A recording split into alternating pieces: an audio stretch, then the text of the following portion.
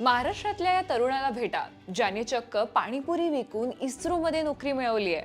रामदास हेमराज मारबाडे हे त्याचं नाव। महाराष्ट्रातल्या गोंदिया जिल्ह्यातल्या खैरबोडी या छोट्याशा गावातला हा तरुण।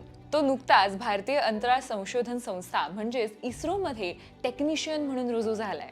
त्याचे वडील डोंगरगाव जिल्हा परिषद शाळेत शिपाई म्हणून काम करायचे, तर त्याची आई गृहिणी आहे। आर्थिक अडचणींमुळे त्याला शिक्षण पूर्ण करता आलं नाही, त्यामुळे त्याने मुक्त विद्यापीठातून BA ची डिग्री मिळवली। यावेळी कुटुंबाला आधार देण्यासाठी आणि शिक्षणाचा खर्च भागवायला तो दिवसा पाणीपुरी विकायचा, तर रात्री अभ्यास करायचा।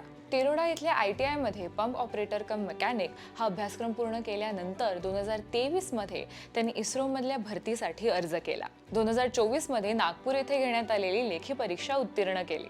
त्यानंतर 29 ऑगस्ट 2024 रोजी श्रीहरिकोटा येथे त्याला कौशल्य चाचणीसाठी बोलवण्यात आले। ही चाचणी यशस्वीपणे उत्तीर्ण केल्यानंतर 19 मे 2025 मध्ये त्याला इस्रोमध्ये नोकरी मिळाली। पाणीपुरी विक्रेता ते इस्रो टेक्निशियन हा त्याचा प्रवास सर्वांसाठीच अभिमानास्पद आहे। पण रामदासची कहाणी केवळ त्याच्या वैयक्तिक यशापुरती मर्यादित नाहीये।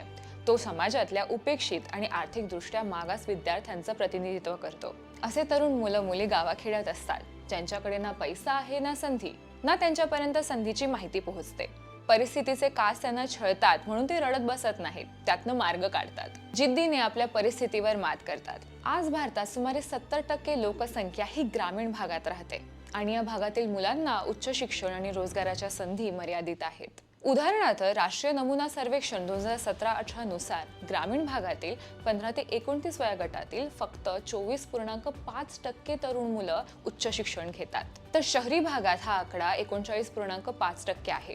म्हणजे बघा, क्षमता असूनही या तरुणांना पुढे जाता येत नाहीये। त्यातला कुणीतरी एक रामदास असे जिद्दीने आपलं स्वप्न पूर्ण करतो, तेव्हा त्याचं भरपूर कौतुक व्हायलाच हवं। पण उरलेल्यांचं काय? त्यांच्यापर्यंतही उच्च शिक्षणासह विविध संधी पोहोचायला हव्यात। हे सारं कधी होणार? रामदासला शुभेच्छा देताना मागे राहून गेलेल्या अनेकांच्या स्वप्नांचं आपण समाज म्हणून कधी देणं चुकतं करणार?